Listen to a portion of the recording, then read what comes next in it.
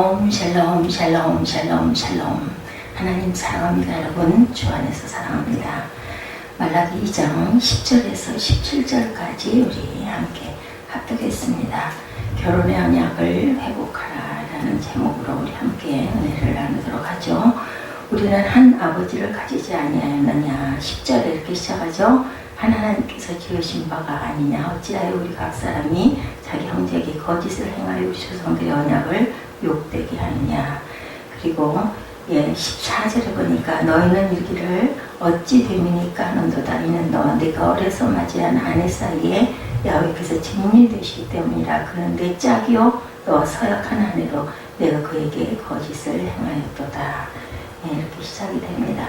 15절에 그 얘기는 여기 충만하였으나 오직 하나를 만들지 아니하셨느냐. 어찌하여 하나만 만드셨느냐. 이는 경건한 자손을 얻고자 하심이라. 그러므로 내 신령을 지켜 어려서 맞이한 아내에게 거짓을 행하지 말지니라. 이스라엘 하나님 야훼가 이르노라. 나는 이혼하는 것과 옷으로 학대를 가리는 자를 미워하느라. 만군의 야훼의 말이니라. 그러므로 너희 신령으로 상가지켜 거짓을 행하지 말지니라. 17절에 너희가 말로 야훼를 괴롭게 하고도 이르기를 우리가 어떻게 야훼를 괴롭게 드렸나이까 하는도다. 이는 너희가 말하기를 모든 악을 행하는 자는 야훼 눈에 좋게 보이며 그에게 기쁨이 된다 하며 또 말하기를 정의의 하나님이 어디 계시냐 함이라. 이런 아주 악한 말들에 대한 것을 지적하셨습니다. 이스라엘 백성들은 바벨론의 포로로 잡혀가기 전까지 율법이라는 강한 틀 안에 갇혀서 살았죠. 그들이 율법에 충실했느냐 그렇지 못했느냐를 떠나서 율법은 그들에게 절대적인 가치 체계가 있었습니다. 그들의 모든 판단의 기준은 율법이었죠. 그렇지만 바벨론으로 잡혀간 이후로 그들에게는 더 이상 율법이 절대적인 기준이 될 수가 없었죠. 거기서 다양한 민족들이 살아가는 방식을 그들은 보았습니다. 그리고 자신들이 고리타분하게 붙잡아 왔던 율법보다 더 편리하고 쉽게 살아가는 모습을 보게 됩니다. 이제 70년의 시간이 지난 후에 바벨론에서 돌아온 후에 그들에게는 율법을 대신할 새로운 가치 체계가 필요해졌습니다. 아직 그럴 만한 것을 그들은 찾을 수가 없었죠. 이전에 절대적인 기준으로 받아들였던 율법은 바벨론에서 70년의 세월을 지내면서 상대적으로 바뀌고 말았습니다. 율법이 더 이상 강력한 기준이 될 수가 없었고 지금 가치관의 대혼란 속에서 기존의 가치들을 무조건 부정하고 거부하기 시작을 합니다. 율법에 얽매여 살아가는 것보다 쉽고 편리한 길이 있음을 배우기 시작을 했죠. 뿐만 아니라 바빌론 포로에서 돌아온 그들은 이방 민족들을 바라보면서 하나님이 도와주시면 좋겠지만 굳이 하나님이 없어도 잘 먹고 잘 살 수 있다는 생각을 갖기 시작합니다. 그래서 이방 총독에게 더 잘 보이기 위해서 온갖 좋은 선물들을 뇌물이죠. 갖다 바치죠. 그리고 소위 세상적으로 잘 나가는 사람들을 만나서 그들과 함께 어울리기 시작을 하고 그 결과 나타난 현상이 영적 부실화. 그래야 그들은 하나님께 형식적으로 예배를 드리는 것으로 만족하고 맙니다. 자연히 하나님께 드리는 예물에도 인색할 수밖에 없었겠죠. 영적 부실화는 예배의 부실화로만 끝나지 않는다는 사실을 우리가 잊지 말아야 된다. 그것은 결혼의 위기, 가정의 위기로 이어진다는 사실 또한 우리가 기억을 해야 합니다. 고국으로 돌아온 이스라엘 백성들, 그들은 세상적으로 출세하기 위해서 많은 사람들을 만나기 시작을 하고 사회적인 클럽에도 가입을 하고 그렇게 함에 있어 가장 거추장스러운 것은 율법이었겠죠. 그래서 하나님의 율법에는 뭐라 그래요? 그러한 것들을 하지 말라는 것들밖에는 없게 느껴지죠. 이제 자신이 보다 자유롭게 세상 사람들과 어울리기 위해서는 율법을 제하여 버려야 되겠다. 결단이 필요했습니다. 율법을 무시하거나 버리는 거죠. 이전에는 가치 판단의 절대적 기준이었던 하나님의 말씀을 부정하고 거부하기 시작을 합니다. 절대적인 가치 판단의 기준인 말씀이 부정을 당하면서 나타나는 가장 심각한 현상 가운데 하나가 바로 오늘 본문에 결혼 언약을 파기하는 것이 나타납니다. 예전에는 정혼한 아내와 이혼하고 이방 여자와 재혼한다는 것은 상상도 못할 일이었는데 율법에서 아주 엄격하게 정죄를 하고 있었죠. 이 사실을 느헤미야 선지자의 말을 통해서도 확인할 수가 있는데 느헤미야 13장 27절에 너희가 이방 여인을 아내로 맞아 이 모든 큰 악을 행하여 우리 하나님께 범죄하는 것을 우리가 어찌 용납하겠느냐 이렇게 증거되어 있습니다. 여기서는 이방 여인과 결혼하는 것은 가장 큰 죄악일 뿐만 아니라 하나님께 반역하는 것이다 이렇게 말씀합니다. 구약 성경은 철저하게 이방 여인들과의 결혼을 금지하고 있고 하나님의 말씀이 기준이 무너진 자들에게는 그와 같은 말씀은 그런데도 한낱 메아리에 불과했다. 이제는 지도자들이나 제사장들의 일반 백성이나 아무 가책 없이 거리낌 없이 이방 여인과 결혼을 합니다. 오늘 우리의 시대를 가리켜 학자들은 절대적인 권위가 사라진 시대라고 이야기를 하는데 가정에서의 아버지의 절대적 권위가 존재하지 않는다라는 거죠. 국가의 최고 수반인 대통령의 권위도 더 이상 인정하지 않으려고 합니다. 오늘 현대인들은 모든 것을 상대적 기준으로 적용하라고 하죠. 그래서 우리들의 신앙생활에도 또한 그대로 드러납니다. 모든 성경은 하나님의 감동으로 된 하나님의 말씀인데 오늘 그리스도인들은 이 사실을 인정하려고 하지를 않는다는 것 때문에 강단에서 선포되는 말씀의 권위도 인정하지 않고 듣기 좋은 말만 듣습니다. 무엇보다 성경의 말씀을 내 삶에서 절대적 가치 판단의 기준으로 삼으려고 하지를 않는다라는 것. 그렇게 하려고 하면 너무나 걸림돌들이 많기 때문에 불편하다는 거죠. 세상에서 동호회에 가입을 하고 세상 사람들과 친교를 하려고 하면 하지 말라는 것이 한두 가지가 아니라고 한다죠. 성경은 나를 편안하게 해주는 것이 아니라 부담만 잔뜩 얹어준다. 그래서 어느 때부터인가 성경을 자기에게 편리한 대로 해석하기 시작을 합니다. 어떤 사람이 있었어. 이 사람은 매일 하루를 시작하기 전에 성경을 통해 하나님의 뜻을 알아서 그대로 살아야겠다는 결심을 합니다. 이 사람은 눈을 감고 성경을 펼친 다음에 손가락으로 아무 곳에나 가리키면서 그 구절에서 하나님께서 자기에게 지시하신 것이다 라고 믿기 시작을 했다고 해요. 어느 날 이 사람이 무언가 중요한 선택을 하기 위해서 눈을 감고 성경을 펴서 손가락으로 아무 쪽이나 짚은 다음 눈을 떠보니까 마태복음 27장 5절의 말씀이었다고 그래요. 물러가서 스스로 목매어 죽은지라. 이 사람은 이 구절이 자기의 문제에 아무런 해결책이 되지 않는다고 생각하고 다시 잘못 짚었어 하고 눈을 감고 성경을 펼쳤어요. 이번에도 펼친 것은 누가복음 10장 37절에 가서 너도 이와 같이 하라. 다시 또 이렇게 말씀을 합니다. 매우 당황스러웠지만 이 말씀도 그가 찾고자 하는 말씀이 아니었기 때문에 삼세판이야. 세 번째 또 한번 해봐야 되겠다고 눈을 감고 다시 성경을 펼쳤습니다. 요한복음 2장 5절에 너에게 무슨 말씀을 하든지 그렇게 하라. 다시 또 이렇게 말씀을 했대죠. 오늘 본문에서 하나님께서 이스라엘 백성들과 세 번째 논쟁을 하십니다. 하나님께서는 이스라엘 백성들을 향해 이렇게 말씀합니다. 너희가 말로 야훼를 괴롭게 하였다. 그랬더니 이스라엘 백성들이 이렇게 반문합니다. 우리가 어떻게 야훼를 괴롭게 해드렸습니까? 이스라엘 백성들을 향한 세 번째 논쟁의 주제는 이스라엘 백성들이 저지른 이방인들과의 혼합 결혼과 이혼에 대한 고발이었습니다. 이것을 이스라엘 백성들은 더럽게 만들고 하나님을 향한 그들의 예배를 오염시켜버리고 맙니다. 말라기서에 진행되는 성도가 타락하는 과정을 우리 한번 돌아봅니다. 그들은 처음에는 나름대로 열심히 하나님을 섬겼습니다. 그런데 그 섬김에는 다분히 보상 심리가 있는 섬김이었죠. 아무리 섬겨도 자신들이 원하는 기대가 채워지지를 않습니다. 오히려 하나님을 믿지 않거나 대충 믿으면서 소위 세상에서 잘 나가는 실세들에게 줄을 대는 사람들이 더 빨리 출세를 하고 부자가 되는 것을 봅니다. 이제 그들의 마음에는 하나님을 향한 헌신과 섬김의 회의가 들기 시작하죠. 어느덧 그들은 하나님 앞에 나와 형식적으로 예배를 드리기 시작을 합니다. 그러면서 세상 사람들과 관계를 맺고 잘 나가는 사람들이 모인 모임에도 참석을 합니다. 사교를 잘해야 출세를 한다고 판단을 하죠. 그런데 그렇게 하려 하니까 하나님의 말씀이 자꾸만 걸림돌이 됐던 거죠. 그래서 처음 사교 모임에 참석했을 때 하나님이 뭔가 자신에게 벌을 주실 것 같아서 한두 번을 참석했는데 아무런 문제가 없었어요. 오히려 세상 사람들과 어울려 놀다 보니까 교회에서 생활하는 것보다 훨씬 재미가 있었죠. 이전까지 절대적 가치 판단의 기준이었던 하나님의 말씀을 어느 순간부터 무시하기 시작합니다. 하나님의 말씀을 무시하기 시작하니까 세상적으로 나가는 게 훨씬 편하고 자유스러워집니다.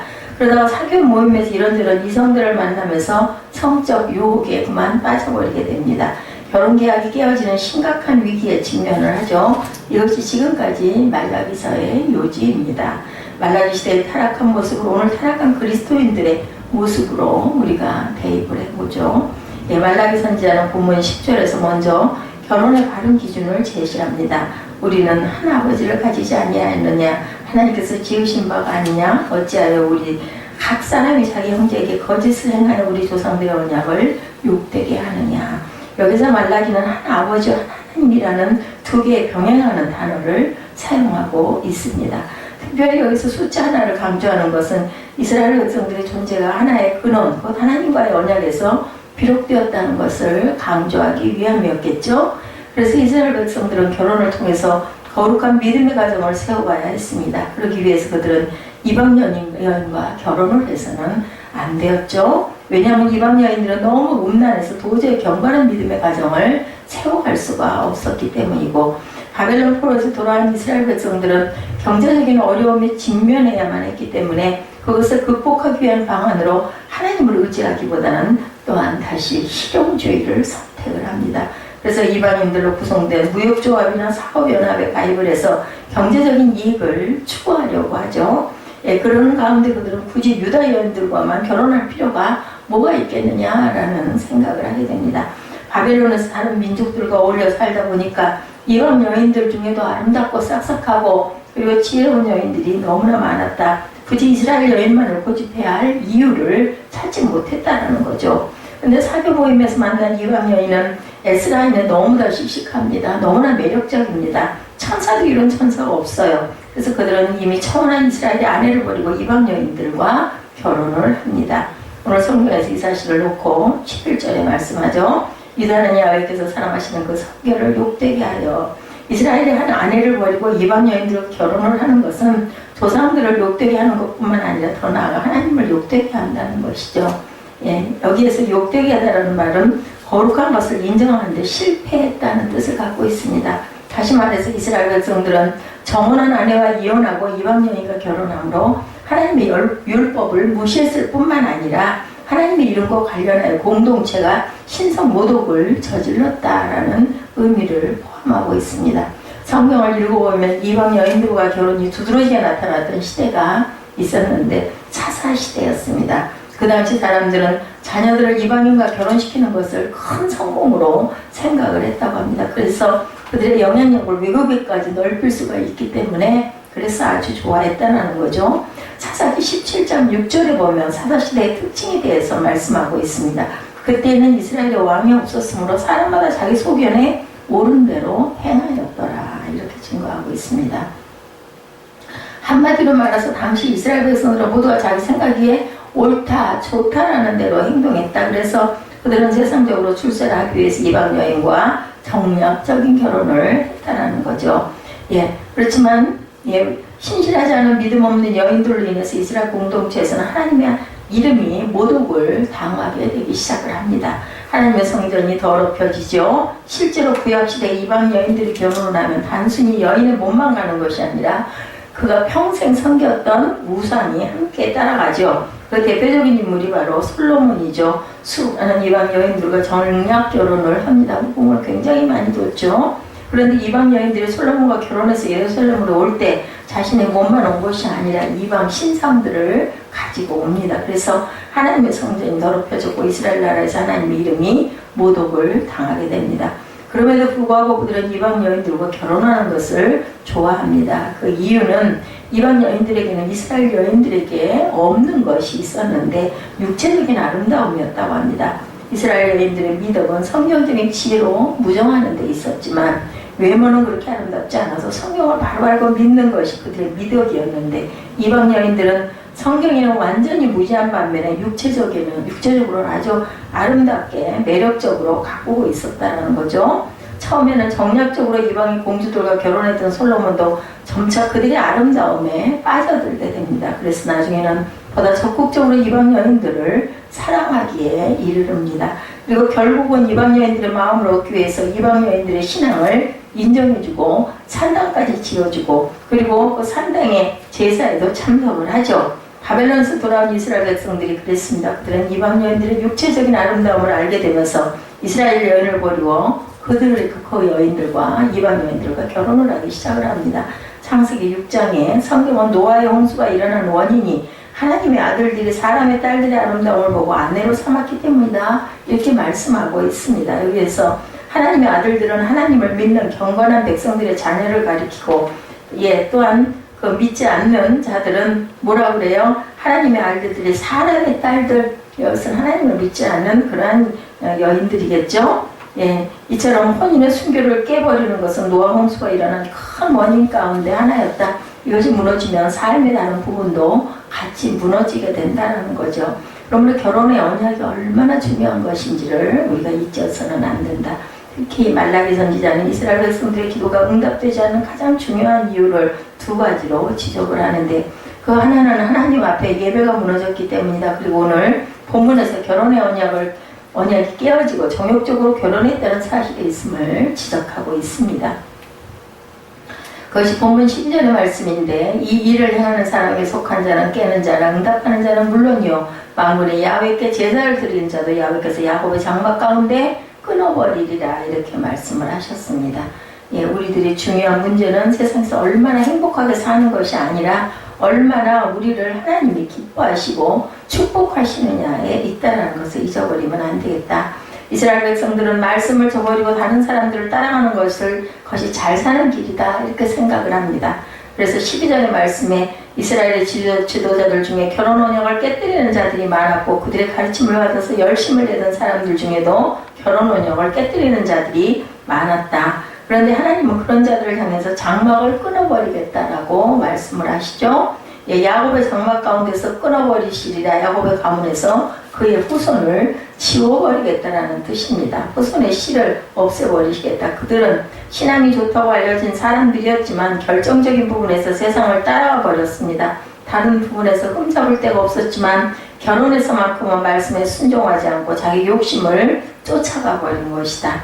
하나님은 그런 자들의 기도나 봉사를 받지 않으실 뿐만 아니라 축복도 하지 않겠다고 말씀합니다. 그러면서 본문 13절에 너희가 이런 일도 행하였나니 곧 눈물과 울음과 탄식으로 야훼 재단을 가리게 하는도다. 그러므로 야훼께서 다시는 너희의 공물을 돌아보지 아니하시며 그것을 너희 손에서 기꺼이 받지도 아니하시거늘, 이렇게 말씀합니다.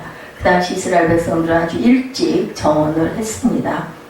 정혼이었지 법적으로는 이미 결혼한 것이나 다름이 없었는데, 신랑이 신부 아버지에게 신부 대금을 치르기 전까지 실제적인 동거만 하지 않았을 뿐이고, 바벨론에서 돌아온 이스라엘 백성들은 어릴 때 정혼한 여자를 버리고 이방 여자들과 결혼을 합니다. 그런데 문제는 한 번 정혼한 여자는 법적으로 이미 결혼한 신분이기 때문에 다른 남자와 결혼할 수가 없었죠. 이렇게 실제적인 결혼생활을 해보지 못한 채 이혼을 당한 여자들은 날마다 성전을 찾아와 남편을 돌려달라고 울면서 기도를 합니다.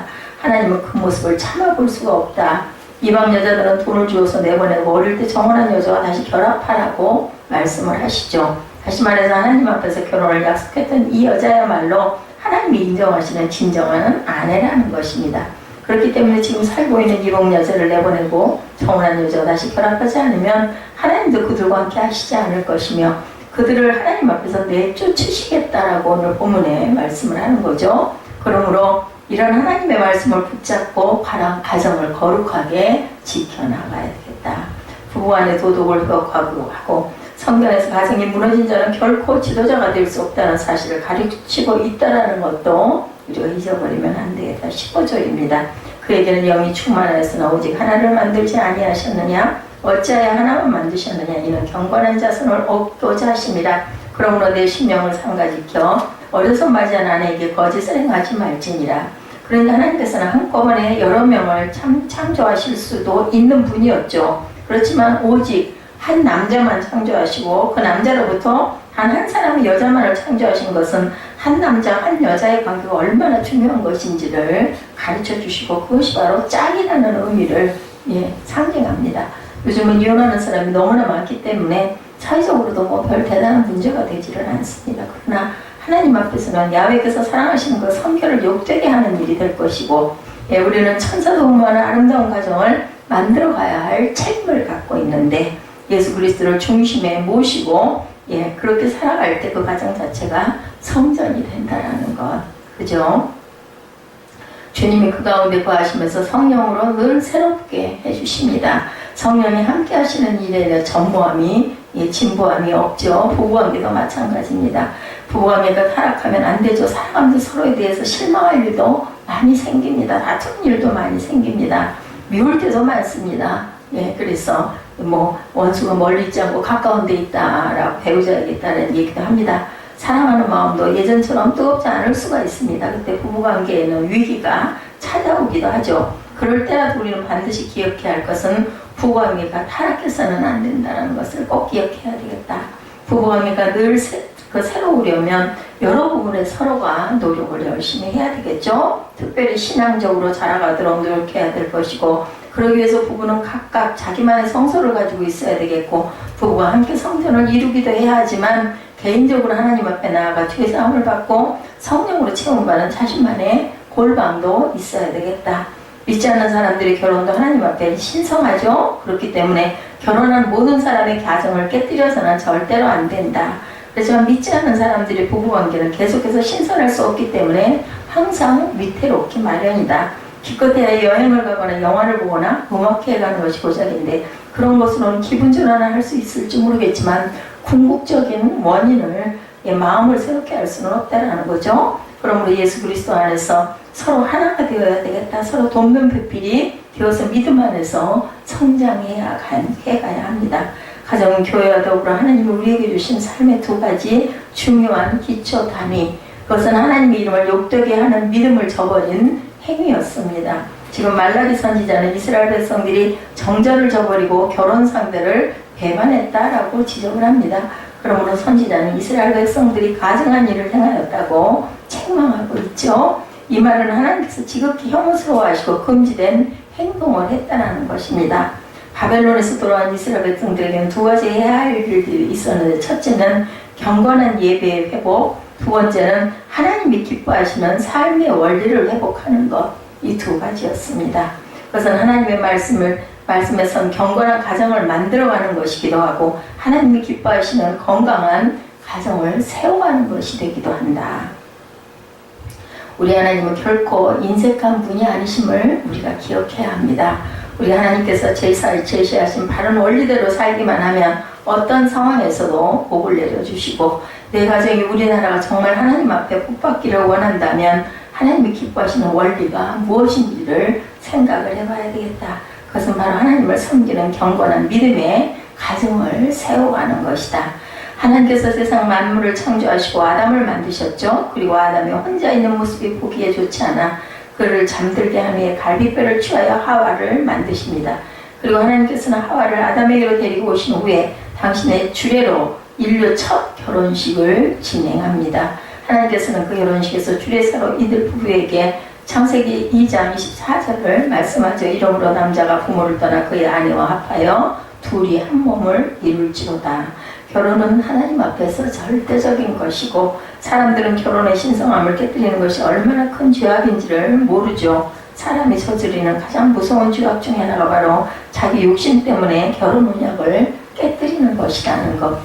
소돔 성이 유황불에 멸망당한 이유는 여러 가지 원인도 있지만 가장 큰 원인은 소돔의 남자들이 정상적인 결혼 생활을 하지 않고 동성애에 빠져올렸기 때문입니다. 창세기 19장 5절에 롯을 부르고 그에게 이르되 오늘 밤에 내게 온 사람들이 어디 있느냐 이끌어내라 우리가 그들을 상관하리라 이렇게 증거합니다. 그래서 상관한다는 말씀은 우리가 강건하겠다, 동성애인 거죠. 동성애는 분명히 죄악이라는 것을 우리가 알아야 되겠다.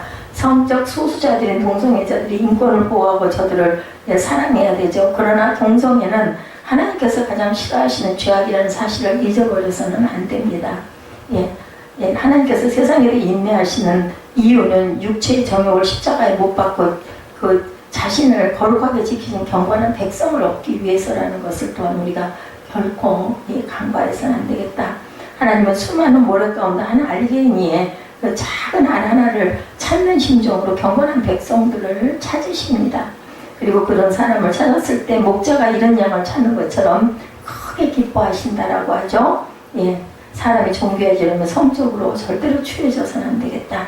그러기 위해서 철저하게 하나님이 제시하신 원리에 따라 결혼을 해야 되겠고, 하나님의 말씀에 따라 거룩한 믿음의 가정을 세워야 된다. 바벨론에서 돌아온 이스라엘 백성들은 자신들이 지금까지 우물한 개구리로 살았다는 것을 생각하기 시작을 합니다. 지금 이스라엘 백성들에게는 기존의 절대적인 가치관과 다른 새로운 가치관이 필요했는데, 그래서 그들이 한 일은 결혼의 언약을 깨고 이방 여인들과 결혼을 합니다. 그것은 이스라엘 공동체를 허물어뜨리는 행위였습니다. 그리고 결혼은 하나님 앞에 가장 아름다운 일로 만드시기 위함이었죠. 그런데 오늘 본문에서는 결혼의 순결을 지키려면 무엇보다도 내 심령을 삼가 지켜라, 이렇게 말씀을 하고 있다는 것을 절대로 잊어버려서는 안 된다는 것, 이것을 항상 기억해야 되겠습니다. 그래서 정욕을 조심해서 어려서 맞이한 아내를 내쫓지 말라고 말씀을 하죠. 본문 17절에 이스라엘 백성들은 이방 여인과 혼합 결혼을 함으로 야훼의 언약을 더럽혔다. 그들이 위선적인 눈물과 울음과 탄식으로 야훼의 제단을 가득 채워도 하나님께서는 그들이 드린 재물을 돌아보지 않으신다라고 말씀을 하고 있다는 것을 우리가 절대로 잊어버려서는 안 되겠습니다. 항상 하나님은 우리에게 이방 여인들과의 그런 혼인, 그런 하나님이 인정하시지 않는 그런 것에 대해서는 정말로 우리가 단정해야 된다는 거죠. 그들의 위선적인 눈물과 울음과 탄식으로 야훼 제단을 가득 채워도 하나님께서는 그들이 드린 재물을 돌아보시지 않는다. 우리는 여기에서 하나님께서 왜 그들의 기도에 응답하지 않으셨는지 중요한 원인 하나를 찾습니다. 그것은 그들이 하나님께서 가증스럽게 여기시며 싫어하시는 혼합 결혼을 했기 때문이다. 혼합 결혼은 단순히 한 남자가 한 여자와 만나서 결혼했다는 사실에서 끝나지를 않죠. 이방 여인들은 결혼할 때 언제든지 자신들이 그동안 섬겨왔던 이방 신을 가지고 왔다. 그렇기 때문에 그들의 혼합 결혼은 예배의 혼합을 의미하기도 한다라는 것. 그래서 그것을 하나님께 다른 믿음을 저버렸다라는 뜻이고, 하나님께서는 그들이 드리는 예배를 거절하셨다라고 증거합니다. 하나님이 짝져 주신 내 아내와 남편에게 충실해야 되겠고, 부부관계가 타락해서 무너지면 결국 가정이 무너지고, 가정이 무너지면 교회 무너짐으로 이어지며 나아가서는 국가의 근간도 무너지게 된다는 것. 로마 제국이 망했던 이유도 결혼의 언약이 깨어졌기 때문이죠. 그러므로 하나님 앞에 서서 결혼의 언약을 회복할 줄 아는, 회복하려고 하는 그러한 믿음과 신실한 인내를 갖고 살아야 되겠다는 것을 우리가 결코 잊어버리지 않는 저와 여러분 되시기를 주님의 이름으로 축복합니다.